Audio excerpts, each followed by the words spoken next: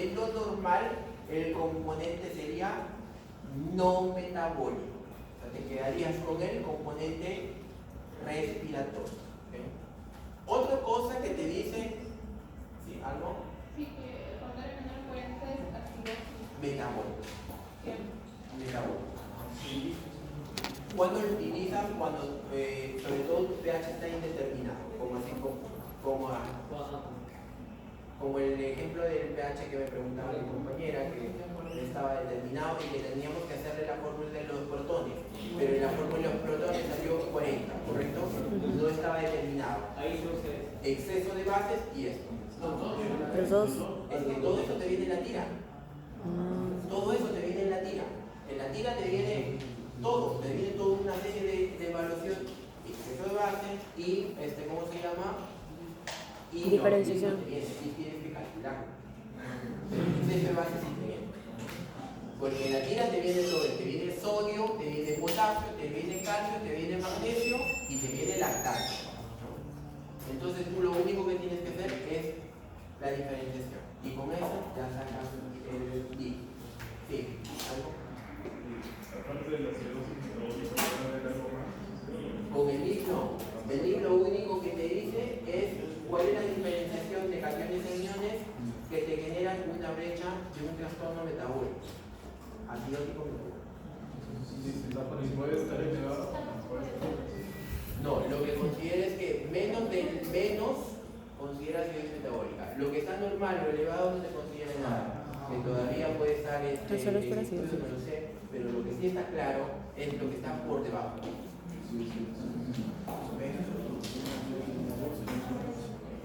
Lo otro que te considera esto es esto que ustedes ven acá, que si profundizamos un poquito más, pero que en realidad no es que no se haga porque no sirva, ¿no? Sí se debe hacer, pero solo el problema es que tenemos un buen número de pacientes y no podemos analizar paciente por paciente porque sería un análisis muy profundo. Pero esto sí lo hacen ¿quién? Los residentes de nefro, ¿no? Los que ya ven el tema más puntual con el tema metabólico, como un paciente que tiene ácido metabólico con falla renal, como un paciente en diálisis, ¿no? Que está recibiendo cargas de carbonato. Probablemente ellos sí lo hagan más que nosotros, por ejemplo, ¿no? Que aún que como clínicos evaluamos AGAs, pero que no necesariamente hacemos esto de acá. Pero el análisis sí es importante.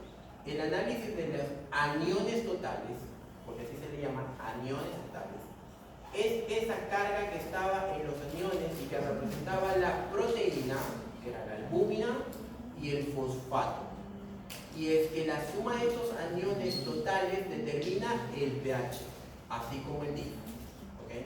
Entonces, si yo saco los aniones totales, lo diferencio del DIP y lo divido entre el CO2, ahí recién me sale el pH. ¿Okay? Pero vuelvo a repetirles que no lo hacemos porque nos determinaría mucho tiempo, ¿no? Eso, y lo otro es que en la mayoría de los AGAs no tenemos este resultado, que es el fósforo, porque en el AGA no sale el fósforo y en el AGA tampoco sale la albúmina. Eso tendría que notarle en el suelo o como pruebas hepáticas, ¿no? Bien. Entonces, todo lo que está por debajo. Pero eso no depende del aire, dice, o sea, es como que ya se un entorno para determinar, porque así es la única. Claro, o sea, vuelvo a decirles, el DIP solamente lo puedes utilizar donde no es que solamente, en realidad tendría más utilidad cuando tú tienes ese cálculo que habíamos dicho que es el 40 y que no sabes si es que en realidad es acidosis o alcalosis. El pH está indeterminado y no sabes para dónde va el tema del trastorno primario, o acidosis o alcalosis. Entonces solamente para acidosis metabólica, nada más, para determinar exceso o descartar. O descartar. Entonces, si tú tienes un paciente que tú tienes acidosis respiratoria con alcalosis metabólica, por ejemplo, ¿no? Acidosis respiratoria con alcalosis metabólica, ¿okay? Entonces tú ves el exceso de base, porque esto ya no te serviría, porque esto descarta ácido. paciente que tuviera alcalosis o acidosis respiratoria o Alcalosis acidosis metabólica. metabólica con alcalosis respiratoria, ¿no? Entonces, y el pH está normal. Entonces tú no sabes qué es. Entonces ahí sí aplicas esto, aplicas el exceso de base, aplicas el DIF, te confirma metabólico. No te confirma respiratorio. ¿Ok?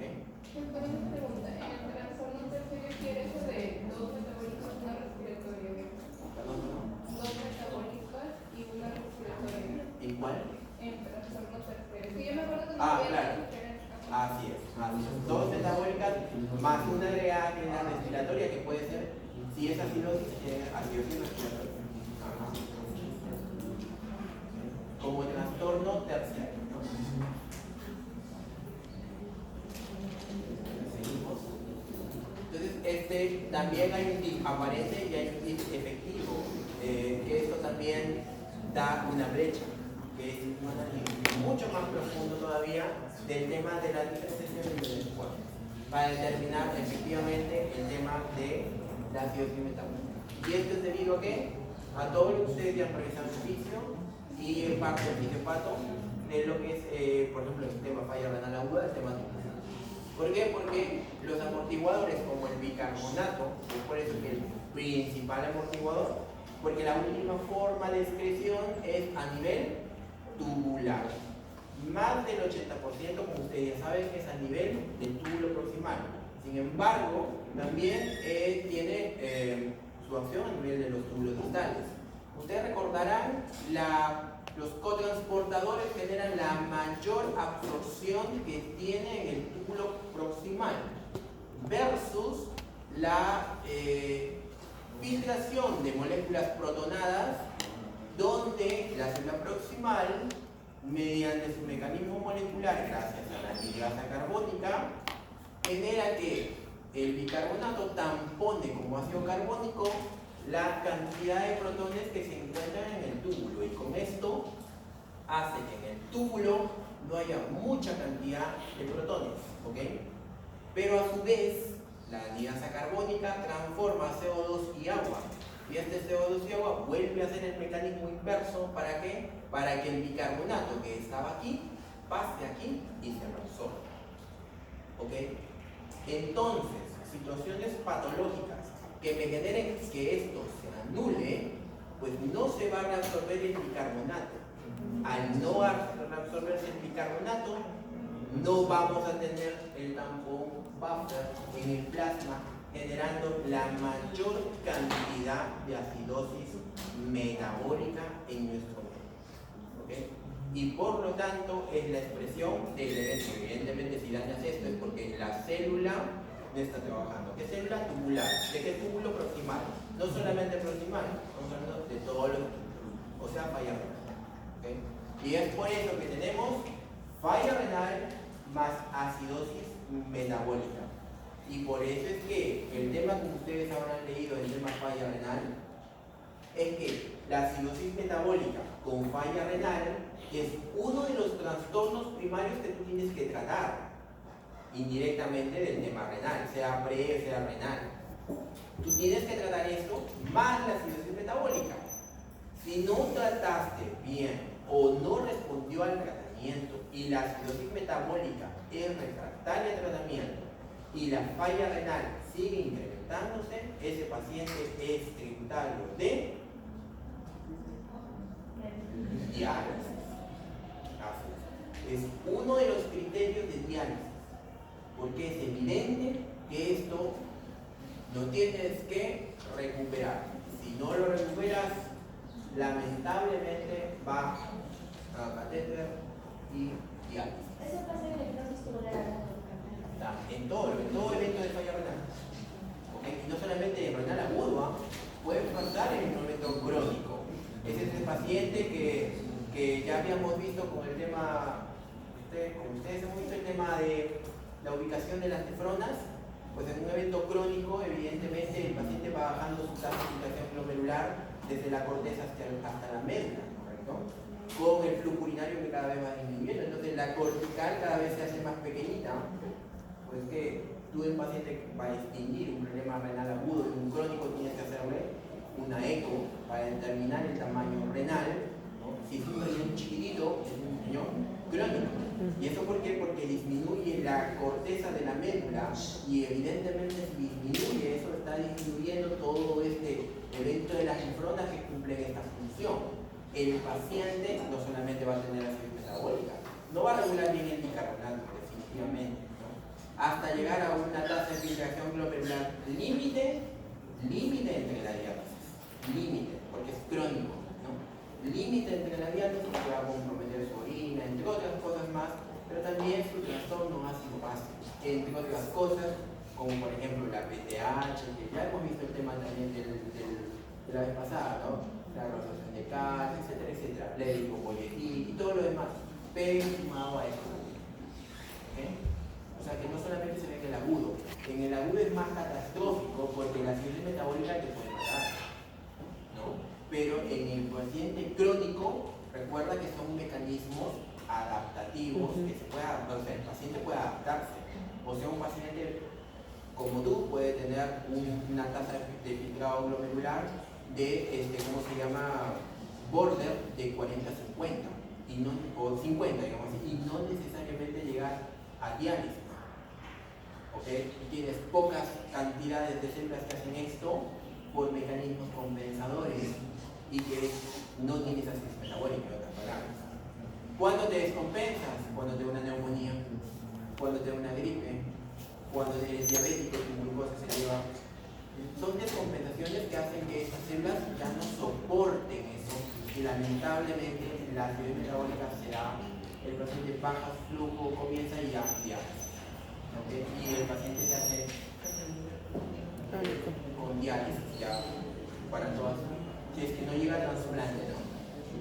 Entonces este es uno de los mecanismos, ¿okay? En cuanto a trastorno ácido-base se refiere, ¿no? ¿Y eso por qué? Porque también aquí hay protones. Esta carga de protones es una situación inversa, proteínas, digamos, transportadoras, antitransportadoras, en este caso, que meten sodio y excretan protones. Evidentemente esto se pierde y la cantidad de protones se queda en sangre, condicionando más aún la acidez metabólica.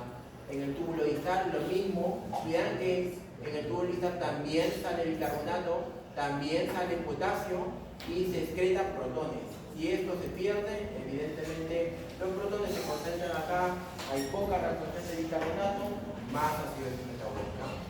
En el tema contorneo distal lo mismo. Fíjense que aquí hay bombas de neomagnetasa que generan que evidentemente no reabsorbas, no excretes protones y por lo tanto se acumulan. Igual en el colector lo mismo, ¿okay? Igual en el colector de la célula principal intercalada lo mismo con el ion o con el fosfato. Con el fosfato, con fosfato sódico, que también es un amortiguador, pasa lo mismo, ¿okay? Y incluyendo con el ion amonio. ¿Qué hace? Lo mismo, tampones. ¿Qué tampona? Igual protones. Protones que se van a filtrar por la orina, ¿okay? Pero recircula. Entonces, esto que tú vas a eliminar por el túbulo va a tamponar moléculas de hidrógeno, concentrándolas en el túbulo y excretándolas.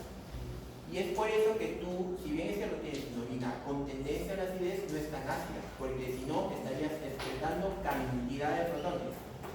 Eso es lo que tú, por ejemplo, presentas cuando vas a de juerga y vas ¿cómo se llama? A tomar tu cerveza, ceviche, chicharrón, lo que fuera. Tienes una supercarga osmolar. Al día siguiente, en la resaca, pues te despiertas con una orina cargada y experimentan eso los varones, sobre todo los varones, o quizás las mujeres también, en el sentido de que una irritación en el momento de que orinas. Una irritación que puede ser leve, pero es una irritación de una orina ácida. ¿Okay? Y esa es la expresión de la supercarga osmolar que soporta tu túbulo al momento que está compensando todo lo que estás ingiriendo.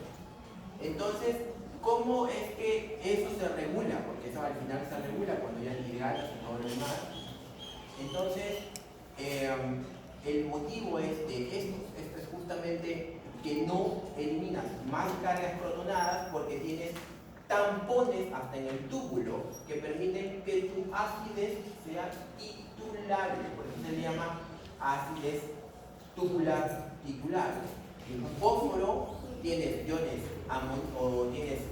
amoníaco que se transforman en iones amonio y que generan el hecho de que tamponen estas moléculas protonadas y no generes mucho ácido en la orina o una orina muy ácida.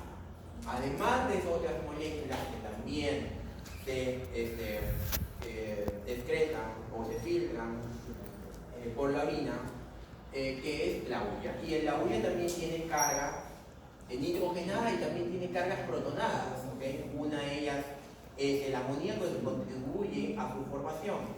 Y eso también se va hasta el túbulo renal y ejerce una compensación también tubular. Fíjense que acá esta urea recircula, se filtra y recircula solamente el 50% de lo que se filtra se excreta. Y esto hace así una reabsorción tal que junto con el cloruro de sodio genera una osmolaridad tan alta para cumplir la acidez regulable que va a afectar por la orina. Si es que tú tienes sobrecarga de esto por el evento que hiciste, entonces la sobrecarga va a generar más cantidad de protones en el túbulo, concentrando la orina, aumentando la osmolaridad y la acidez que se reduce. ¿Okay? O el pH que se reduce. Entonces, esto con la urea. Y nosotros lo podemos expresar, como ya se les dijo la otra vez, con el boom, ¿no? Que es la urea sobre 2.16. Y he expresado esto con el balance nitrogenado debido a que la expresión de esto es porque la carga de proteínas que tú ingieres que va a estar determinado por el balance o por el hidrógeno ureico binario, que al final de cuentas tiene que ser totalmente balanceado para que estés en equilibrio, ¿no? Bien, no se olviden del tema oxigenatorio que ya hemos visto en el tema RESPI. En el tema respiratorio ya hemos visto esto, que básicamente la regulación del CO2, molécula principal, por el tema del trastorno respiratorio y el tema oxigenatorio, ¿no? Que al final de todo lo que nosotros analizamos no es sesgadamente un trastorno ácido-base. Lo que analizamos es el análisis de gases arteriales. O sea, mi diagnóstico no es puramente acidosis metabólica elevado, no. Mi diagnóstico tendría que hacer una evaluación de todo lo que está pasando con mi paciente, incluyendo estas moléculas, incluyendo mi trastorno oxigenatorio, para determinar, que ya las hemos visto, para determinar estos trastornos que me veo con la obligación de hacer al paciente. Estoy tomando un análisis de gases arteriales. En resumen, el análisis de gases arteriales tiene que tener la evaluación de 1. El estado ácido-base.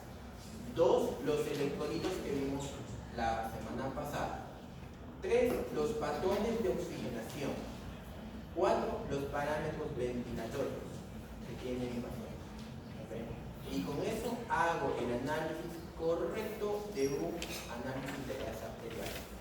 Cuando ustedes procesen un AGA, no solamente ustedes son meros tramitadores, como yo veo con algunos internos. O sea, le toman el AGA, tienen el resultado y se lo mandan al asistente o a su residente. Y ahí quedó la cosa. No. Ustedes, en este caso, ustedes se forman para que el análisis que ustedes hagan, ustedes mismos lo analicen. Porque ustedes tienen que corroborar también el análisis que ustedes hacen con su asistente o con su residente para que puedan afirmar o descartar lo que ustedes están planteando. ¿Okay? Por lo tanto, a la que ustedes tomen, ustedes tienen que analizarlo. ¿Okay? Analizarlo, y esta es una práctica, porque en realidad esto es práctico. En un comienzo se van a demorar un montón, pero después va a ser tan, digamos, cotidiano, que ya no va a haber necesidad de fórmula. Simplemente por rangos ustedes pueden decir, no, este es primario, este es secundario, este es listo, este es eliminación de órganos,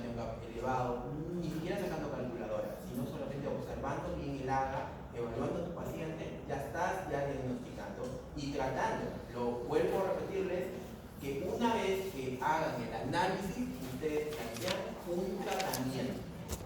Porque esto es para un tratamiento. ¿Ok?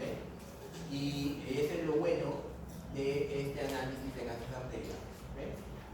Bien, seguimos con el tema de hepático. Con el tema hepático.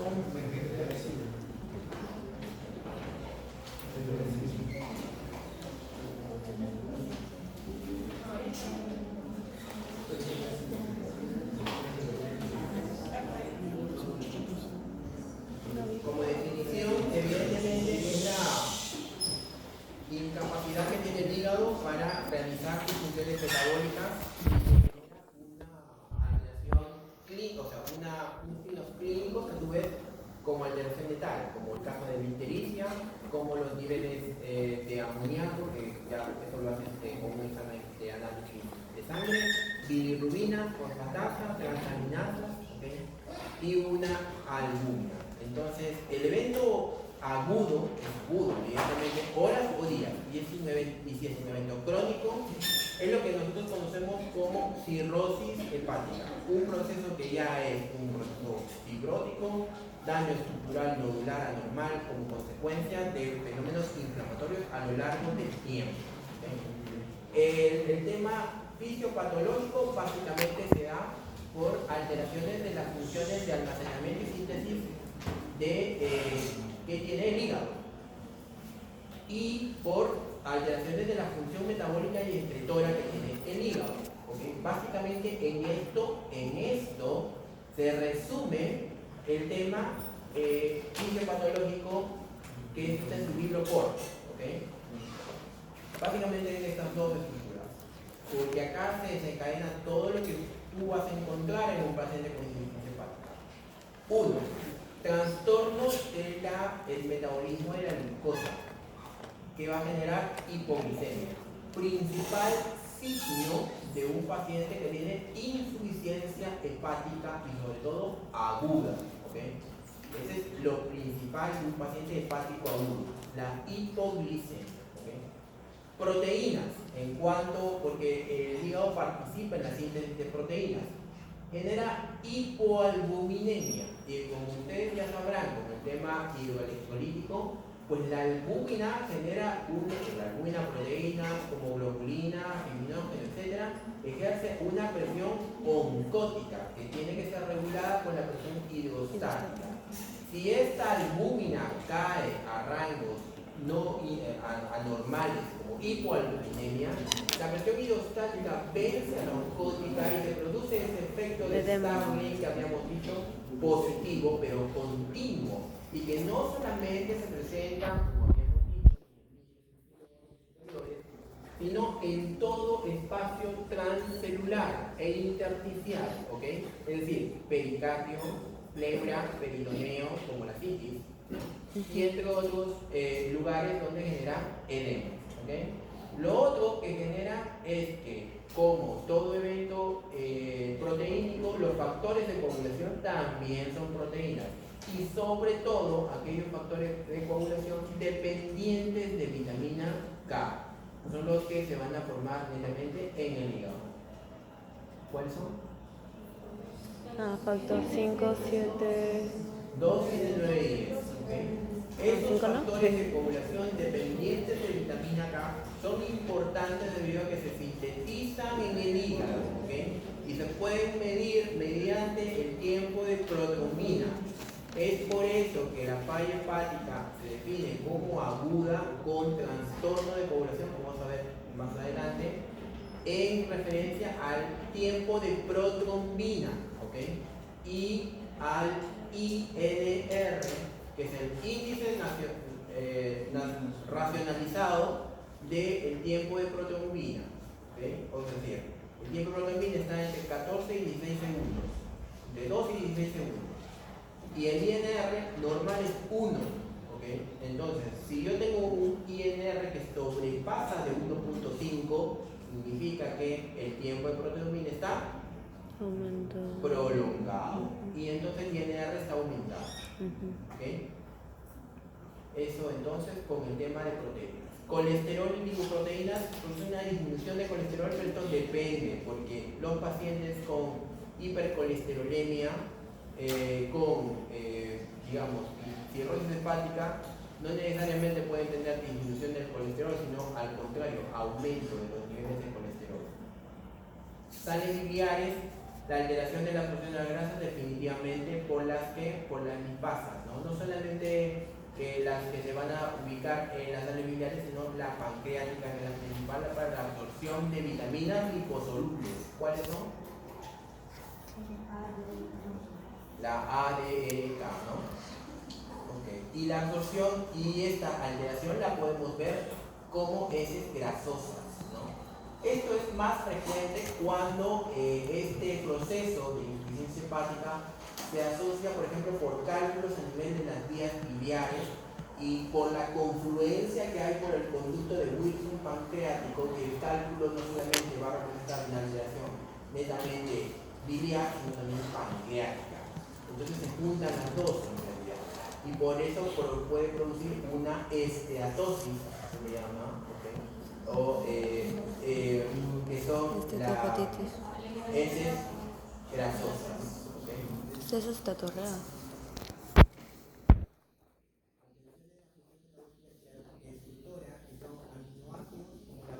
De amoníaco en urea. Lamentablemente, por la alteración hepática y por el ciclo de la urea, que también compromete a la formación de los cuerpos de las moléculas hidrogenadas que van a llevar al ciclo de la urea, los componentes como el amoníaco, que es parte del ciclo de la urea, como ya vimos en el tema de la urea, se van a acumular en sangre porque no van a tener el efecto del círculo o del ciclo de la urea, y eso se va a acumular en sangre. Entonces el paciente va a tener aumento de los niveles de amoníaco en sangre, o amonemia o hiperamonemia, y además de eso uremia también, ¿no? Entonces eso va a llegar a los cuadros de encefalopatía hepática, que finalmente va a llegar a la muerte del paciente. Hormonas esteroideas. El aumento de los niveles de aldosterona y aumento de los niveles de andrógenos y estrógenos. Esto se produce debido a que el cortisol, principal hormona que se produce a nivel de las glándulas suprarrenales, va a metabolizar las enzimas que se encargan de degradar este cortisol en cortisona. Son enzimas que se producen, proteínas que se producen en el hígado. Al no producirse en el hígado, pues el cortisol se acumula en sangre. Y esa acumulación en sangre hace que van a estimular el eje hipoficiario con el aumento en la síntesis de ACTH. El aumento en la síntesis de ACTH va a estimular la glándula suprarrenal y evidentemente también algunas otras hormonas, como por ejemplo la aldosterona, y puedo tener un hiperaldosteronismo secundario. Además de eso puedo tener niveles aumentados, y como dice acá, de andrógenos, incluyendo los estrógenos. Eso te va a ayudar a que los pacientes tengan ginecomastia, y en mujeres alteraciones menstruales. ¿Okay? Además de eso pueden haber alteraciones o interacciones con drogas y su toxicidad.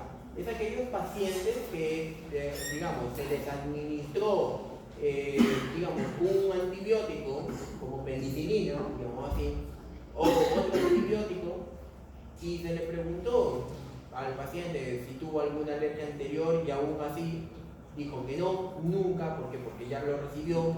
El paciente ya tiene su tercera edad o es adulto mayor y ya recibió el antibiótico, y tú le das el antibiótico y ya se reacciona anafiláctica, a pesar de que ya se le dijo y se le preguntó, pero él dijo que sí había recibido y sí recibió. ¿Por qué hace un paciente reacciones anafilácticas si es que ya ha sido sometido anteriormente a la misma molécula? Una de las causas es por alteración del metabolismo hepático. Y es que la citocromo P450 metabolizan fármacos, en los cuales, antibióticos también, los cuales hacen la detoxificación de estos medicamentos para biotransformarlos. Y cuando el paciente tiene cirrosis o alguna alteración hepática, ya no existe esa enzima. Por lo tanto, la molécula del fármaco se hace de radicales libres, más tóxico, en otras palabras, y sin contar de que también el paciente no va a formar proteínas, que ustedes saben que fármaco que no es unido a proteínas tiene mayor toxicidad. activa. Todo eso hace que el paciente tenga una sobredosis o una probable reacción anafiláctica o sea propenso a reacciones tóxicas por el fármaco.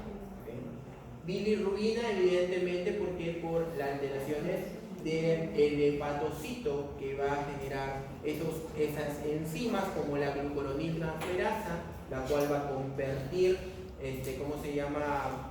A bilirrubina, de bilirrubina no conjugada a bilirrubina conjugada, o sea, indirecta a directa. ¿Okay? Entonces vamos a tener un paciente ictérico. La ictericia se presenta a por más de 5 miligramos por decilitro de bilirrubina en sangre. ¿Okay? Y el evento tóxico a nivel cerebral se presenta también por lo menos más de 7 miligramos por decilitro hasta 10 miligramos por decilitro en niños. El que el icterus llega hasta 10 miligramos por decilitro de bilirrubina.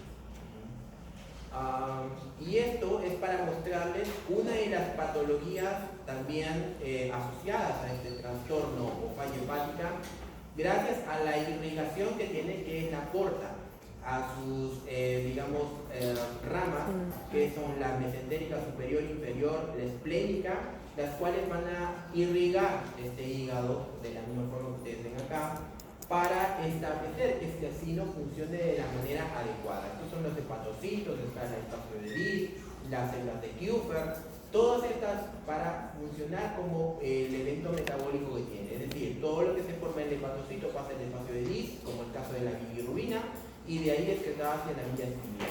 También las células de Kupffer que tienen efecto también inmunológico.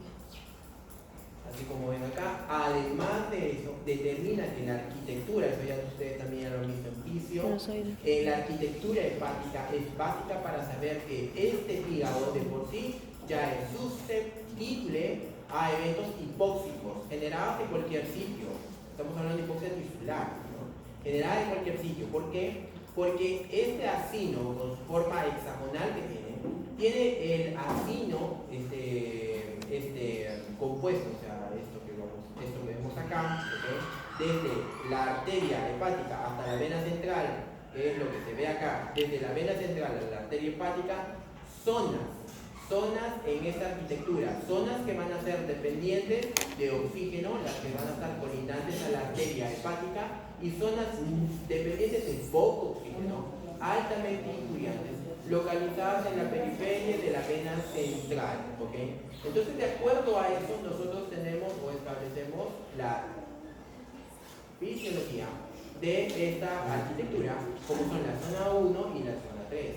Zona 1, que habíamos dicho que es la más oxigenada, en la cual vienen los eventos de catabolismo de aminoácidos, gluconeogénesis, degradación de glucógeno, el tema de el metabolismo de la urea, la hidroximetilglutaril por encima A reductasa, que es la que va a sintetizar el colesterol. ¿Okay? La oxidación de ácidos grasos, el metabolismo oxidativo. Todo esto en base a altos requerimientos de oxígeno.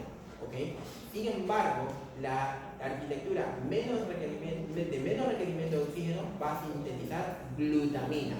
Glutamina, que es prácticamente catalizador de ¿qué? De la síntesis de urea, la síntesis de NH3, ¿no? O el amoníaco, ¿okay?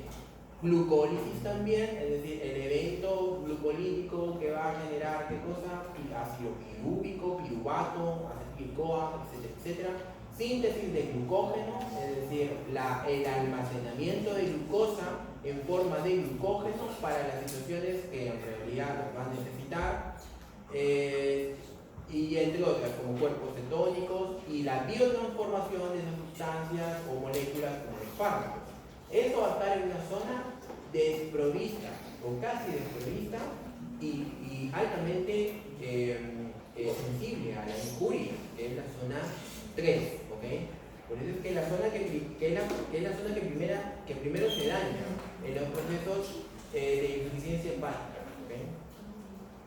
Esta insuficiencia hepática es generada por, evidentemente, el desencadenante de estas células macrofágicas, que son las células de Kupffer, que es las que van a sintetizar alta cantidad de moléculas como interleuquinas, factor necrosis tumoral, entre otras, las cuales van a sintetizar o van a dar pie a la cascada de síntesis de fibroblastos y colágeno, las cuales se van a acumular en la arquitectura y van a producir un daño hepático, sea agudo o crónico en su mayoría, y la generación también de un sinfín de radicales proinflamatorios.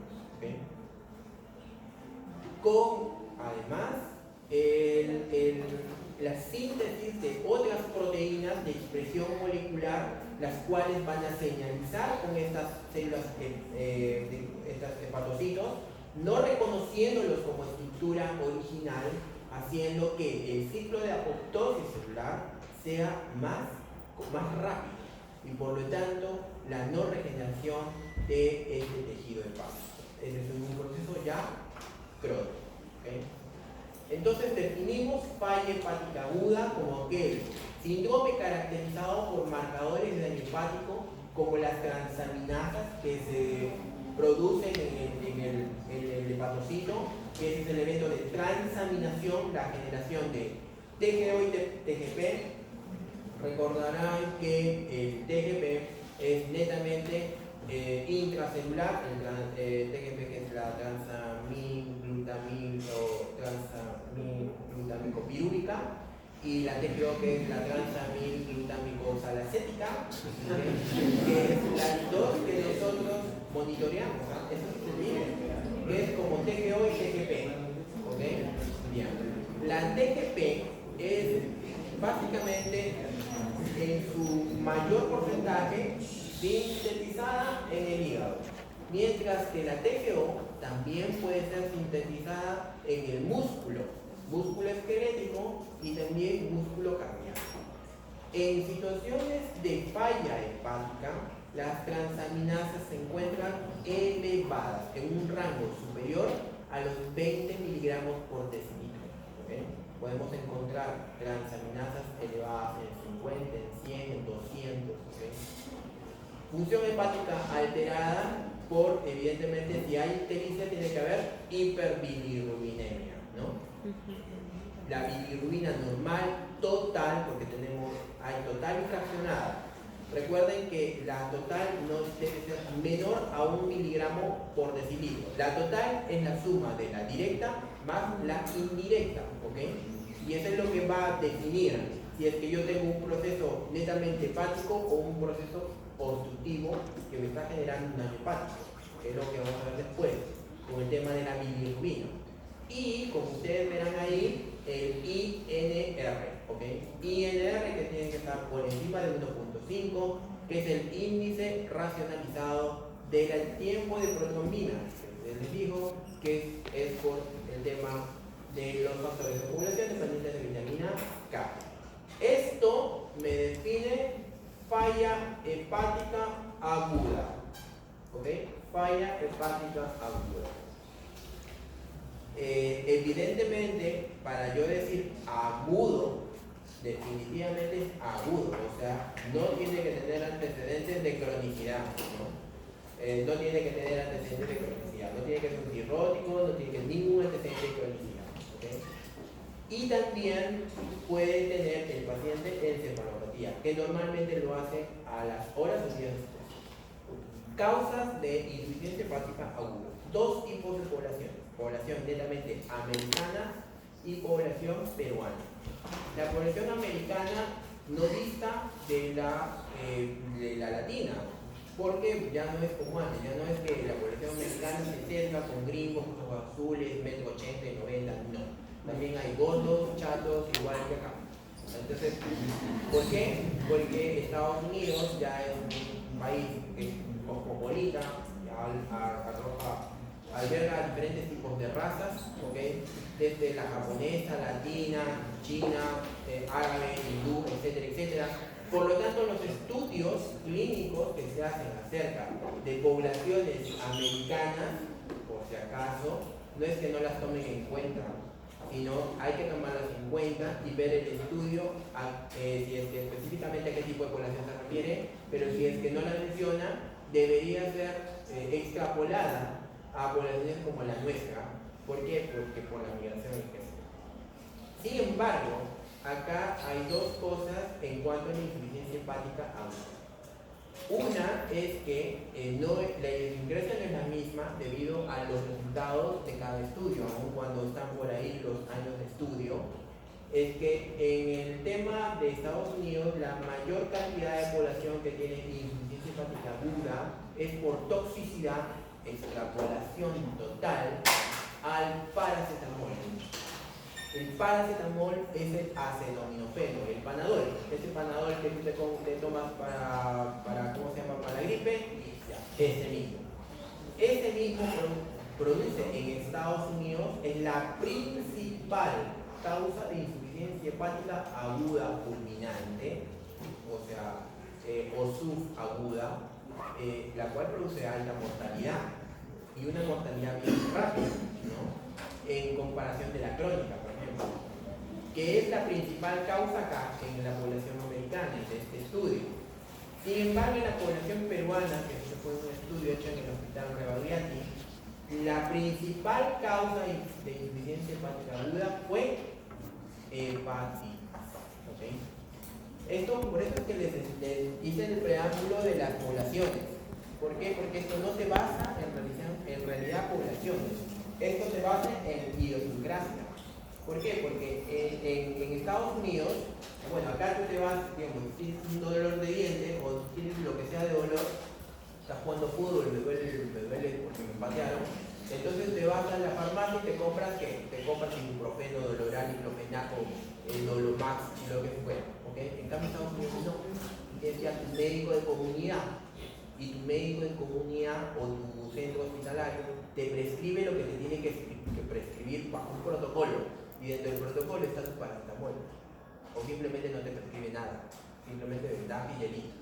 Entonces, en base a eso, es que el paracetamol allá se consigue no solamente en tabletas, sino también se consigue en fármacos, en frascos, en ampollas, y por lo tanto eso es también altamente utilizable. ¿Okay? Bueno, también hay mercado negro, pero el tema es que se utiliza eso como digamos, medicamento de primera línea. ¿Okay? Entonces, es por eso probablemente que sea la alta incidencia de esta droga. Fíjense, en comparación al resto, pues es exuberante, lo que demuestra, estamos hablando de falla hepática aguda, o sea que es la más grave. ¿Okay? La más grave. En cambio, acá nuestra población es netamente hepatitis B. O sea, o es porque te hincaste, o es porque aquel personal que no se fijó bien y bueno, se contaminó, o te contaminaste a la fuerza, ¿no? O sea, o por madre, o sea, digamos, queriendo. Entonces, usted ya sabe la forma de contaminación de hepatitis, ¿no? Entonces, esa es la frecuencia de nosotros en comparación a la frecuencia de Estados Unidos. Sin embargo, la segunda causa ahí también es las drogas, o sea, los medicamentos que son también utilizados allá, ¿no? Clasificación de la hepatitis aguda, hiperaguda, aguda y subaguda. Fíjense que el tema es que no pasan más allá del mes, y todas, o sea, es bien severa la cosa, la mayoría llegan a unidades de cuidados intensivos, por no decir todos. ¿Okay?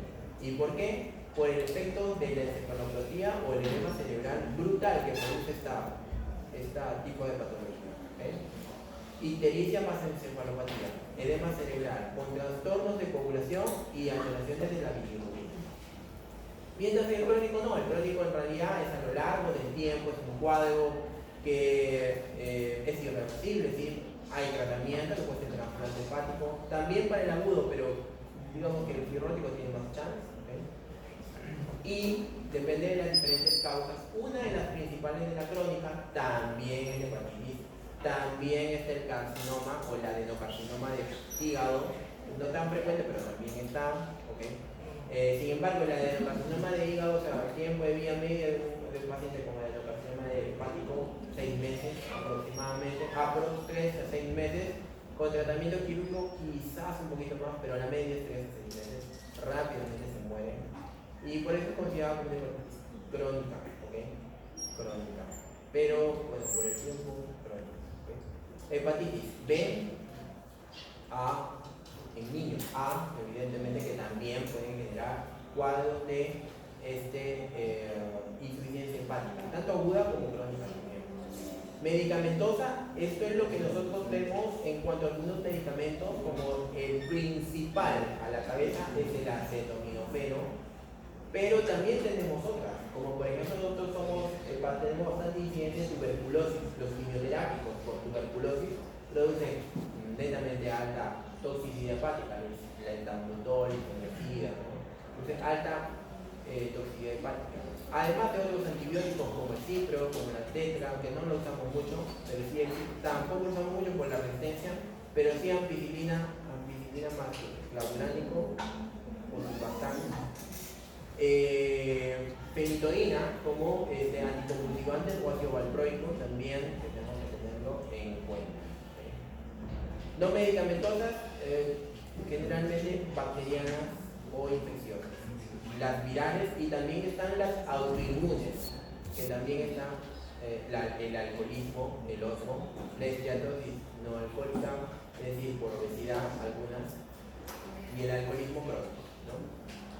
Todo esto hace de que el hígado se dañe, y como evento primario es el daño y la congestión vascular, específicamente porta, que genera el aumento de la presión de esta vena, contenido de esta vena, o sea, el aumento de la presión hidrostática que se genera en la vena porta, lo que se conoce como hipertensión portal, que es el evento desencadenante de la fisiopatología de todo esto, que va a generar que el aumento de la presión hidrostática, va a haber aumento también de la presión linfática, que va a generar ascitis. Evidentemente también hay un componente de una disminución de la presión oncótica, por lo que les mencioné, y alteraciones del sistema renina-angiotensina-aldosterona, alteraciones de la reabsorción tubular de sodio, con una disminución de la excreción de sodio y aumento de la reabsorción de sodio, que va a generar mayor molaridad, mayor sobrecarga de agua, mayor presión hidrostática, mayor ascitis y mayor edema. Tenemos complicaciones de cirrosis, la principal, la hipertensión portal. ¿Okay? Lo que el paciente viene por emergencia, un paciente cirrótico, como causa de hipertensión portal, varices gastroesofágicas. Una de las principales causas hasta de mortalidad y de endoscopía de emergencia, porque a este paciente se le tiene que hacer una endoscopía alta para cauterizar estas varices. ¿Okay? Sin contar, que ya también se les ha dicho, que tiene de trasfondo un trastorno de coagulación. Entonces, no solamente es el tema de la endoscopía, sino suplementos de vitamina K y probablemente hasta infusiones de plasma fresco congelado, o sea, con factores de coagulación, para evitar que el paciente siga sangrando. Gastropatía hipertensiva portal, hepatoesplenomegalia, ascitis, y por ende peritonitis bacteriana espontánea. Esta predisposición a una peritonitis, o sea, por la citis, es porque la disminución de las proteínas generadas en el hígado también son proteínas que van a tener compuestos como para la síntesis de inmunoglobulinas. Dicho de paso, también una de las inmunoglobulinas protectoras que se ubican, que se sintetiza ahí también por las células de hito, es la inmunoglobulina A, que también protege al parénquima hepático, pero evidentemente no sintetiza proteínas. Ese daño hepático no va a sintetizar proteínas y al final todas las inmunoglobulinas descienden, haciendo que el paciente tenga predisposición no solamente a la peritonitis bacteriana por el tema de la citis, sino a cualquier tipo de infección, neumonía, ¿cómo se llama? Infecciones renales, cualquier tipo de infección. Síndrome hepatorrenal es producido por la disminución o el aumento o disminución de la bulimia a nivel renal. Lo que va a producir es una insuficiencia o una injuria prerrenal, es lo que habíamos visto en el tema prerrenal. ¿Okay? Evidentemente, encefalopatía hepática, síndrome hepatopulmonar. El síndrome hepatopulmonar básicamente es por congestión pulmonar o sangrado, también por trastorno de coagulación. Hipertensión portopulmonar, también por el aumento de la presión a nivel de los vasos pulmonares. Coagulopatía, osteopatía, anormalidades hematológicas. La clasificación puede ser en prehepática, intrahepática o posthepática. Las trombosis, ambas, portal y Budd-Chiari. Budd-Chiari es el evento patológico de la trombosis de las venas suprahepáticas, ¿sí? Que genera daño hepático. ¿Sí? Así se lo conoce, Budd-Chiari, altamente preguntado en todos los exámenes.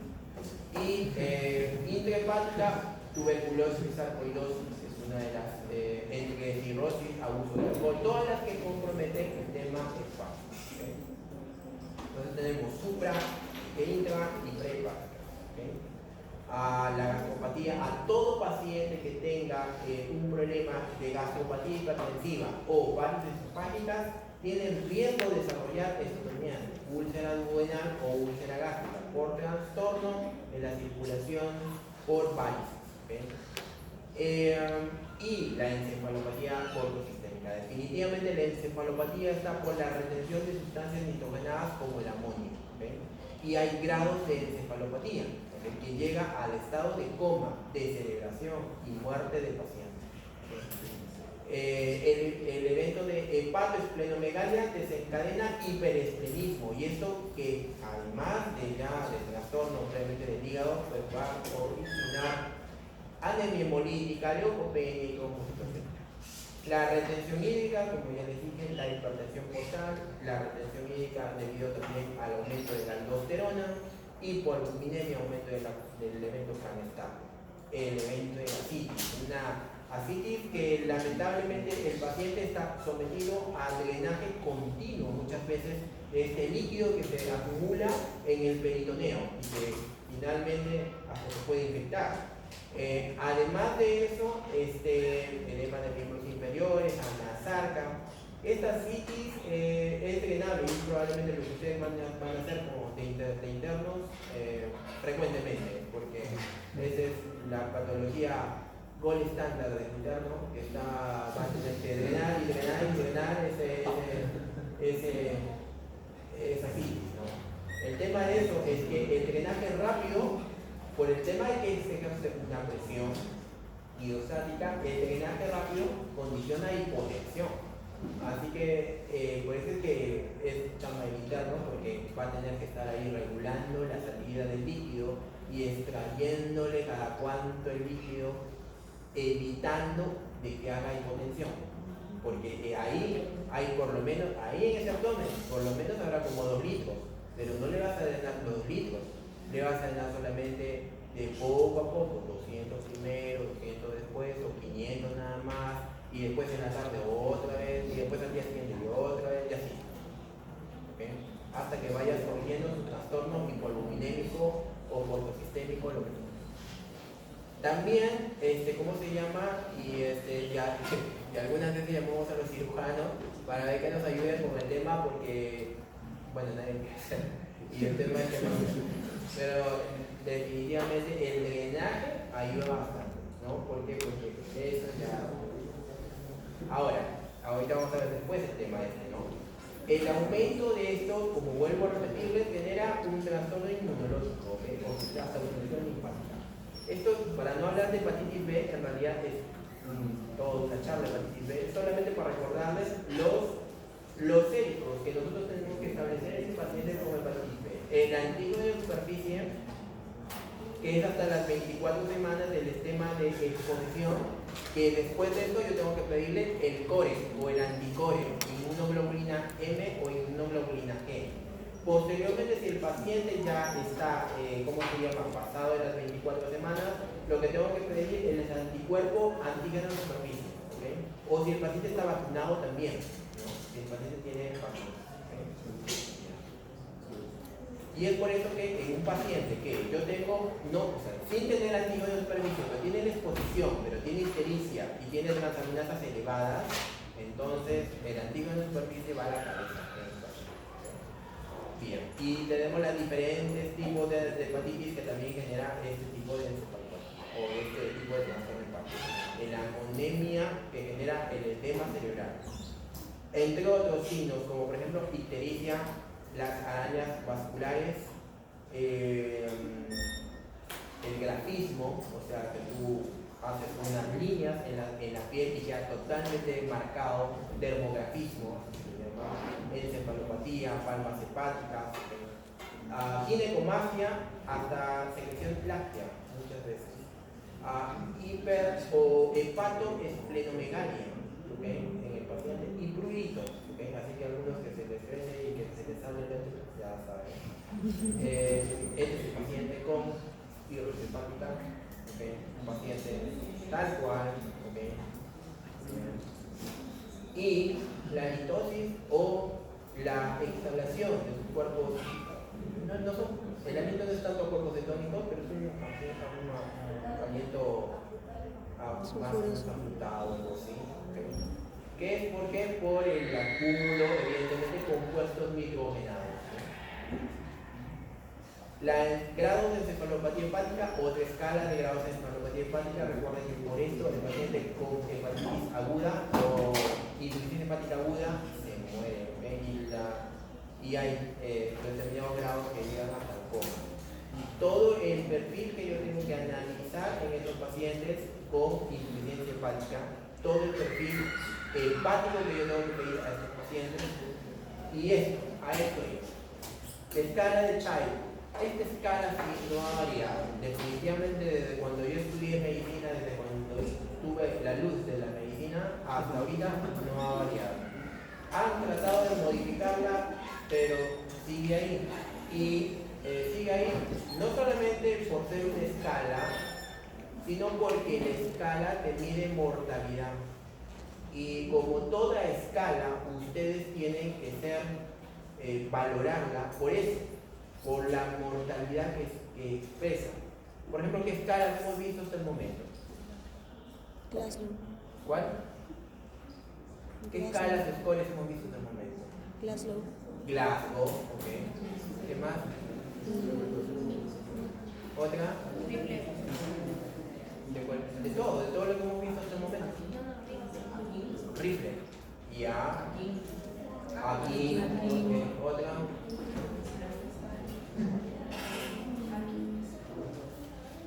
Otra. En cardio hemos visto escalas. ¿Perdón? ¿Cuál?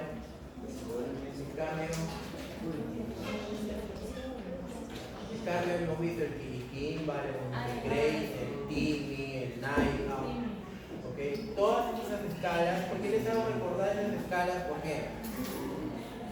Porque cuando ustedes apliquen esa escala, muy al margen del puntaje que sea de esa escala, lo que ustedes tienen que fijarse es en esto de acá. ¿Okay? Sobrevida y mortalidad. Porque ustedes recuerdan que van a tratar ustedes pacientes que de trasfondo tienen una familia. Entonces ustedes en el momento que aborden un paciente con insuficiencia hepática y le hagan esta escala de Child, ustedes le tienen que definir el tema de la mortalidad al paciente y ser sinceros, porque si no lo están engañando a la familia y a nadie le gusta que le engañen, ¿no? Y mucho menos cuando ustedes prestan un servicio, ¿okay? Entonces ustedes tienen que ser lo más francos posible, porque el familiar se va a acercar a ustedes y les va a decir: doctorcita, ¿y cómo está mi paciente? Y si tú no le mencionas esto, no le mencionas nada, y tú le dices, y lo hiciste, pero hiciste bien tu trabajo, o sea, lo pusiste al paciente, le pusiste todo su perfil, lo ayudaste, todo, ¿ok? Y tú no le dijiste nada al familiar. El familiar está pensando que probablemente tú estás tratando un childhood 10 o un childhood A, perdón. con 5 a 6 de puntaje y con una mortalidad de 10%. Y tu paciente al día siguiente se muere. Y es porque no le dijiste que el Child era A, el Child era C, con un porcentaje de mortalidad del 82%. Entonces la cosa es distinta, ¿no? Por eso es que las escalas son hechas evidentemente no son hechas de países tercermundistas, son hechas en países evidentemente americanos, europeos, donde el ingreso de un paciente representa un aseguramiento que representa dinero para un estancia hospitalaria, ¿okay? Pero además de eso, es la sinceridad con la cual tú vas a decir al paciente en qué categoría está y qué porcentaje de mortalidad tiene. No es lo mismo tratar un child 82% que un child 10%. Y eso te puede salvar de irte a pizza. Sí, así es. Ya han habido médicos y han tenido problemas justamente legales por esto. Por esta así tan sencilla cosa de que no hablaste con el familiar y le dijiste en la realidad de las cosas que estás haciendo, ¿ok? Porque valgan verdades, este paciente con Child A debería ser candidato a trasplante hepático y aquí no le van a hacer trasplante hepático. Entonces ese paciente está condenado a morir, ¿ok? Entonces, si tú no le